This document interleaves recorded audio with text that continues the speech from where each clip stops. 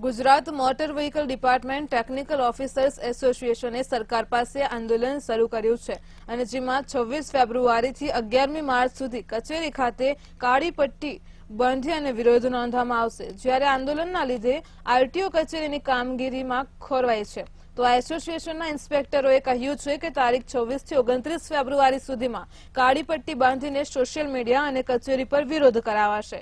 જો પ્રશ્નો નહીં ઉકેલાય તો 11મી માર્ચથી રાજ્યની વિવિધ આરટીઓ સહિત વાહન વ્યવહાર વિભાગમાં પણ ફરજ બજાવતા 700 થી વધુ ઇન્સ્પેક્ટરો સ્વયંભૂ અચોક્કસ મુદત સુધી માસ સીએલ પર ઉતરી જશે।